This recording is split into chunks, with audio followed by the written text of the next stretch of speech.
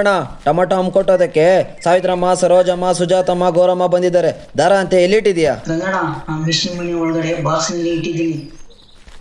ತಗೊಂಡು ಬೇಗ ಬೇಗ ಕಟ್ಟೋದು ಕೇಳು. ಹೊತ್ತು ನೆತ್ತಿಗೇರಿದೆ. ಇಲ್ಲ ಅಂದ್ರೆ ಅವರು ಕಿತ್ತಿಗಳನ್ನ ಬಿಚ್ಕೊಂಡು ಕೆಲಸದ ಬದಲು ಅಡಿಕೆ ಎಲೆ ನಮ್ಮುತ್ತಾ ತಂಬೂರಿ ಊದ್ತಾರೆ. ನಾನು ಮನೆ ಕಡೆ ಹೋಗಿ ಊಟ ಮಾಡ್ಕೊಂಡು ಬರ್ತೀನಿ, ಸರಿನಾ?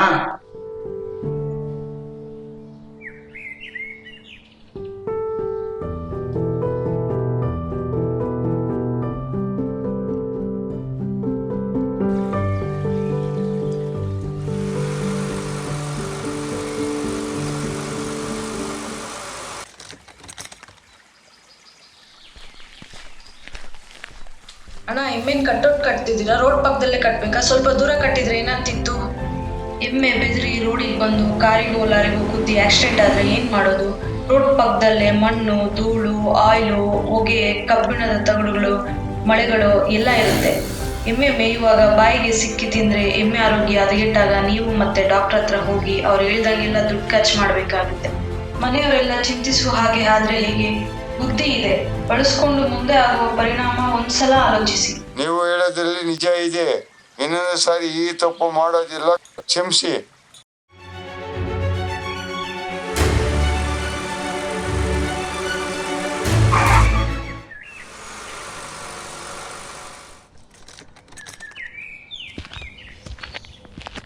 ಹಲೋ, ನಿಮ್ಗೇನ್ ಕಣ್ ಕಾಣೋದಿಲ್ವಾ? ಬೈಕ್ಗೆ ಅಡ್ಡ ಬರ್ತಾ ಇದೀರಾ? ಏನಾದ್ರೂ ಹೆಚ್ಚು ಕಡಿಮೆ ಆದ್ರೆ ಯಾರು ಹೊಣೆ? ಅಲ್ಲ ಮೇಡಮ್, ಕೂಲ್, ಸಮಾಧಾನ. ನಮ್ಗೇನಾದ್ರೂ ಆದ್ರೆ ನಿಮ್ಮಂತವ್ರು ಇದ್ದೀರ. ಈ ಗಿಡಕ್ಕೆ ಕಾಳಜಿ ತೋರುವವರು ಯಾರಿಗೆ? ಮನುಷ್ಯರು ತಮ್ಮ ಸ್ವಾರ್ಥದ ಅಲೆಯಲ್ಲಿ ತೇಲುತ್ತಿದ್ದಾರೆ. ಯಾರಿಗೆ ಏನಾದ್ರೆ ನಮಗೇನು ಅನ್ನುವ ರೀತಿಯಲ್ಲಿ ಜನರ ಭಾವನೆ ಬೆಳೆದಿದೆ. ಜನರು ಬಯಸದ ನೋಟಕ್ಕೆ ಜನರಲ್ಲಿ ಮಾರ್ಗಸೂಚಿ ಕಾಣುವುದಿಲ್ಲ. ಅದೇ ಜನರು ಬಯಸಿದ ನೋಟಕ್ಕೆ ಭೂತ ಕನ್ನಡಿಯಂತೆ ಹತ್ತಿರದಿಂದ ದೊಡ್ಡದಾಗಿ ನೋಡುತ್ತಾರೆ. ಇಷ್ಟವಾದದ್ದೇ ಆದರೆ ಪ್ರತಿಬಿಂಬವನ್ನು ಮನಸ್ಸಿನಲ್ಲಿ ಚಿತ್ರಿಸಿಕೊಂಡು ಬೇಕಾದಾಗ ಎಕ್ಸ್ರೇಯನ್ನು ಮನಸ್ಸಿನಿಂದ ಹೊರಗೆ ಬಿಟ್ಟು ಆನಂದಿಸುತ್ತಾರೆ. ಇನ್ನು ಈ ಪರಿಸರದ ಕಡೆ ಗಮನ ಹರಿಸುತ್ತಾರಾ? ಆದರೂ ಈ ಗಿಡಗಳಿಂದ ಪ್ರಿಯಾಗಿ ಸಿಗುವ ಗಾಳಿ, ನೆರಳು, ಮಳೆ, ಮೇವು ಬೇಕು. ಆದರೂ ಈ ಗಿಡಗಳು ಹೇಗಾದರೂ ದೊಡ್ಡದಾಗಲಿ ಬಿಡಲಿ ಯಾರು ನೋಡುವುದಿಲ್ಲ. ಹೌದು, ಎಲ್ರಿಗೂ ನಿಮ್ ಹಾಗೆ ಇರ್ಬೇಕನ್ನೋ ಮನಸ್ಥಿತಿ ಇಲ್ವಲ್ಲ. ಈಗಿನ ಜನರೇಷನ್ ಹಾಗೇನ್ ಮಾಡಕ್ಕಾಗುತ್ತೆ?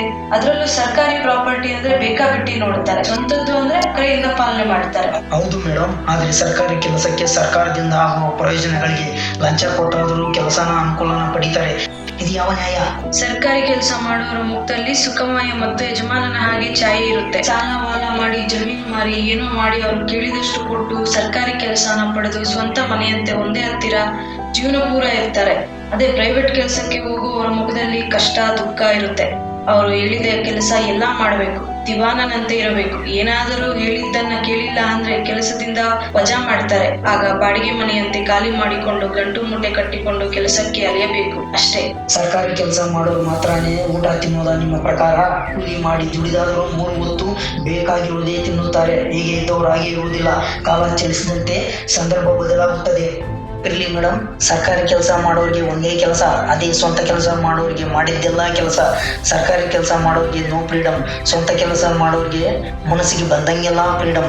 ಸರ್ಕಾರಿ ಕೆಲಸ ಮಾಡೋರು ಸೆಲೆಬ್ರೇಷನ್ ಮಾಡಬೇಕು ಅಂದ್ರೆ ಹಾಲಿಡೇ ಬರಬೇಕು, ಇಲ್ಲ ಸಂಡೇ ಬರಬೇಕು. ಅದೇ ಸ್ವಂತ ಕೆಲಸ ಮಾಡೋರಿಗೆ ಪ್ರತಿದಿನನೂ ಸಂಡೇನೆ. ಹೇಳುವುದು ನಿಜಾನೇ, ಆದ್ರೆ ನೀರಿನಲ್ಲಿರುವ ಮೀನಿನ ಕಣ್ಣಿನ ಕಣ್ಣೀರು ಹೇಗೆ ಕಾಣುವುದಿಲ್ಲವೋ ಹಾಗೆ ಈ ಮನುಷ್ಯರಲ್ಲಿ ವಿದ್ಯೆ ಬುದ್ಧಿ ಇದ್ದರೂ ಬೇರೆಯವರ ವಿಚಾರ ಎಂದು ಕಂಡರೂ ಕಾಣದ ಹಾಗೆ ಹೋಗುತ್ತಾರೆ. ನಾವು ಚಿಕ್ಕವರಾಗಿದ್ದಾಗ ಈ ಪ್ರಪಂಚ ದೊಡ್ಡದಾಗಿ ಕಾಣುತ್ತಿತ್ತು. ನಾವು ದೊಡ್ಡವರಾದಂಗೆಲ್ಲ ಈ ಪ್ರಪಂಚ ಚಿಕ್ಕದಾಗಿ ಕಾಣುತ್ತದೆ. ಹಾಗೆಯೇ ಈ ನಮ್ಮ ಸುತ್ತಮುತ್ತಲಿನ ಪರಿಸರವನ್ನ ಸಂರಕ್ಷಿಸದೆ ಹೋದರೆ ನಾಳೆ ದೊಡ್ಡ ಸಮಸ್ಯೆಯಾಗಿ ಈ ಮನುಕುಲಕ್ಕೆ ಕಂಟಕವಾಗಲಿದೆ. ನೀವು ಹೇಳಿದ ಹಾಗೆ ಪರಿಸರವನ್ನು ಸಂರಕ್ಷಿಸುವ ಮನಸ್ಥಿತಿ ಪ್ರತಿಯೊಬ್ಬರಲ್ಲೂ ಬರಲಿ.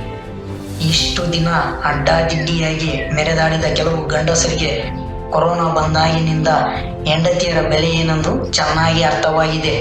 ಹೊರಗಿನ ಊಟಕ್ಕಿಂತ ಮನೆಯ ಊಟವೇ ಹಿತ, ರಕ್ಷೆ ಶ್ರೇಷ್ಠ ಎಂದು ಬದುಕಿನ ಈ ಬಂಧನದಲ್ಲಿ ಪ್ರೀತಿಯಿಂದ ಬೆರೆತಿದ್ದಾರೆ.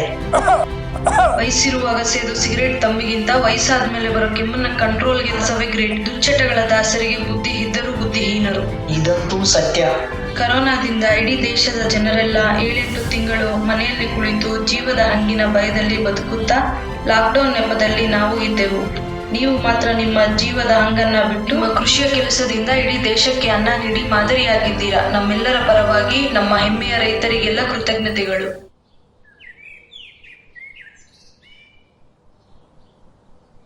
ಏನಣ್ಣ ಬೇಲರ್ ಹೊಡಿತಾ ಇದೀಯಾ? ಇಲ್ಲಣ್ಣ ಬ್ಯಾನರ್ ಅನ್ನ ತೆಗಿತಾ ಇದ್ದೀನಿ. ಯಾರೋ ಮಳೆಗಳಿಂದ ಹೊಡೆದಿದ್ದಾರೆ. ನೀವೇನಣ್ಣ ಕೈಯಲ್ಲೇನೋ ಮುಚ್ಚಿದೆ? ನಾವು KEB ಅವರು ಲೈನ್ ಕೆಳಗೆ ಇರುವ ಗಿಡಗಳನ್ನು ಹೊಡಿಬೇಕು. ಗಾಳಿ ಬೀಸಿದಾಗ ಮರದ ರೆಂಬೆಗಳು ಲೈನ್ ಮೇಲೆ ಬಿದ್ದಾಗ ಕರೆಂಟ್ ಹೋಗುತ್ತದೆ. ಅದಕ್ಕೆ ಲೈನ್ಗೆ ಟಚ್ ಆಗುವ ರೆಂಬೆಗಳನ್ನು ಹೊಡೆಯೋಕೆ ಬಂದ್ರಿ. ಅಣ್ಣ, ರೋಡ್ ಪಕ್ಕ ಗಿಡಗಳನ್ನ ಬೆಳೆಸೋರು ಯಾರೋ, ಮತ್ತೆ ಮರದ ಮೇಲೆ ಲೈನ್ ಇದೆ ಅಂತ ಕಡಿಯುವವರು ಯಾರೋ. ಆದರೆ ಜ್ಞಾನ ಎನ್ನುವುದು ಎಷ್ಟೋ ಬೆಳೆದಿದೆ. ವಿದ್ಯೆ ಬುದ್ಧಿ ಇದ್ದರೂ ಗಿಡಗಳನ್ನು ಉಣ್ಣುವವರು ಸ್ವಾರ್ಥಕ್ಕಾಗಿ ಕೆಲಸ ಆದರೆ ಸಾಕು, ದುಡ್ಡು ಬಂದರೆ ಸಾಕು ಅಂತ ಎಲ್ಲಿ ಅಂದರೆ ಅಲ್ಲಿ ಗಿಡಗಳನ್ನ ಉಣ್ಣುತ್ತಾರೆ. ದೊಡ್ಡದಾದ ಮೇಲೆ ಲೈನ್ ನೆಪ ಹೇಳಿ ನೀವು ಕಡಿತೀರಾ? ಈ ಪರಿಸರ ಜೊತೆಯಲ್ಲಿ ಆಟ ಆಡುವುದೇ ನಿಮ್ಮ ಕೆಲಸನಾ? ಗಿಡಗಳನ್ನ ಉಣ್ಣುವಾಗಲೇ ಲೈನನ್ನು ತಪ್ಪಿಸಿ ಉಣಬಹುದಲ್ಲ. ಅದನ್ನು ಬಿಟ್ಟು ಹೀಗೆ ಮಾಡಿದರೆ ಹೇಗೆ? ಯಾರೋ ಬರುತ್ತಾರೆ, ಮರಗಳಿಗೆ ಬ್ಯಾನರ್ ಅನ್ನ ಹಾಕಿ ಮಳೆಗಳಿಂದ ಹೊಡಿತಾರೆ. ಇನ್ನೊಬ್ಬ ಬಂದು ಕೆಲಸಕ್ಕೆ ಬೇಕಾಗಿದ್ದಾರೆ ಅಂತ ಪೋಸ್ಟರ್ ಹಾಕಿ ಸ್ಟಾಪ್ಲರ್ ಪಿನ್ಗಳಿಂದ ಮರಗಳಿಗೆ ಹೊಡೆಯುತ್ತಾರೆ. ಮರಗಳು ದೊಡ್ಡದಾದಂಗೆಲ್ಲ ಮೊಳೆಗಳು ಸ್ಟಾಪ್ಲರ್ ಪಿನ್ನುಗಳು ಮರದೊಳಗೆ ಸೇರಿಕೊಂಡಾಗ ಮರದ ಬೇರಿನಿಂದ ಸುಳಿಗೆ ನೀರಿನ ಶಕ್ತಿ ಕಡಿಮೆ ಆದಂಗೆಲ್ಲ ರೆಂಬೆ ಕೊಂಬೆಗಳು ಒಣಗಿ ಮುಂದೊಂದು ದಿನ ಮರಗಳೇ ಒಣಗುವ ಪರಿಸ್ಥಿತಿ ಬರುತ್ತದೆ. ಇವರಿಗೆಲ್ಲ ಹೇಳುವವರು ಕೇಳುವವರು ಯಾರೂ ಇಲ್ಲವಾ? ಮನುಷ್ಯರಿಗೆ ನೋವಾಗುವುದು, ಮರಗಳಿಗೆ ನೋವಾಗುವುದಿಲ್ಲವಾ? ಬರೀ ನಮ್ಮ ಹಿತ ಚೆನ್ನಾಗಿದ್ರೆ ಸಾಕು ಅನ್ನುವುದಲ್ಲ, ನಮ್ಮ ಆದಿಯಂತೆ ಮುಂದಿನ ಪೀಳಿಗೆಯ ಹಿತವನ್ನು ಬಯಸಬೇಕು. ಈ ಪರಿಸರವನ್ನು ಕಾಪಾಡುವ ಜವಾಬ್ದಾರಿ ಪ್ರತಿಯೊಬ್ಬರದ್ದು. ನೆನಪಿರಲಿ ಅಣ್ಣ, ಅದಕ್ಕೆ ಮಾಡಿದ್ದು ನಾವು ಮಾರಾಯ ಅಂತ ಈ ಪರಿಸರದ ಶಾಪ ಮನುಕುಲದ ಬೇರನ್ನ ಅಲೆದಾಡಿಸುತ್ತಿದೆ. ಶಬಾಷ್, ನೀನು ಹಳ್ಳಿಯವನೇ ಆದರೂ ಡೆಲ್ಲಿಯವರೆಗೂ ಎಲ್ಲರೂ ಕೇಳುವ ರೀತಿಯಲ್ಲಿ ಹೇಳುತ್ತಿದ್ದೀಯಾ. ಪುಸ್ತಕದಲ್ಲಿ ಇರುವುದನ್ನ ಓದಿ ಲಾಯರೋ, ಡಾಕ್ಟರೋ, ಇಂಜಿನಿಯರೋ ಆಗಬಹುದು. ಆದರೆ ನೀವು ಮುಂದಿನ ಜನಾಂಗದ ಬಗ್ಗೆ ಚಿಂತಿಸುತ್ತಿದ್ದೀರಾ ಅಂದ್ರೆ ನಿಮ್ಮಲ್ಲಿ ಇರುವ ಮನುಷ್ಯತ್ವದ ಗುಣಕ್ಕೆ ನನ್ನದೊಂದು hats off. I like it.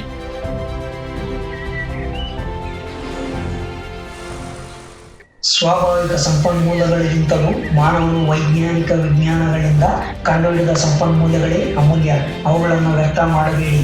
ವಿದ್ಯೆ ಬುದ್ಧಿ ಇದ್ದು ಬೆಳಗಾದರೂ, ಬೀದಿ ದೀಪಗಳು ಉರಿಯುತ್ತಿದ್ದರೂ, ನೆನೆಯಲ್ಲಿ ನೀರು ಪೋಲಾಗುತ್ತಿದ್ದರೂ, ಅನ್ಯಾಯದ ರೀತಿಯಲ್ಲಿ ಅಕ್ರಮ ನಡೆಯುತ್ತಿದ್ದರೂ, ಕಷ್ಟದಲ್ಲಿ ಇದ್ದವರನ್ನು ನೋಡಿಯೇ ಹಾಗೆಯೇ ಹೋಗುವವರು ಎಂದಿಗೂ ಮನುಷ್ಯರಲ್ಲ. ನಾನು ನನ್ನ ಕೆಲಸ ಅನ್ನೋದೇ ನನ್ನ ಸ್ವಂತ. ನಾಡಿಗೆ, ನಮ್ಮೂರಿಗೆ, ಕಷ್ಟ ಸುಖಕ್ಕೆಲ್ಲ ಸರ್ಕಾರ ಇದೆ, ನಾವು ಯಾರು ಅನ್ನುವುದು ತಪ್ಪು. ನಮ್ಮ ಸಮಸ್ಯೆಗಳನ್ನು ನಾವೇ ಬಗೆಹರಿಸಿಕೊಂಡು ಹೋದರೆ ನಾಡು, ಊರು ಯಾವುದೇ ಆಗಲಿ ಅಭಿವೃದ್ಧಿಯ ಪಥದಲ್ಲಿ ಸಾಗುತ್ತದೆ. ನಮ್ಮ ಆದಿಯಂತೆ ಮುಂದಿನ ಜನಾಂಗಕ್ಕೂ ಎಲ್ಲ ರೀತಿಯ ಸಕಲ ಸೌಲಭ್ಯಗಳು ಲಭಿಸಬೇಕೆಂದರೆ ನಮ್ಮ ತಪ್ಪುಗಳನ್ನು ತಿದ್ದಿಕೊಂಡು ದಿನಬಳಕೆಯ ಸಾಮಗ್ರಿಗಳನ್ನು ಮಿತವಾಗಿ ಬಳಸಿಕೊಂಡು ಬದುಕುವುದನ್ನು ಕಲಿಯಬೇಕು. ಇದು ನಮ್ಮ ಸಿಹಿ ಗುನುಗು.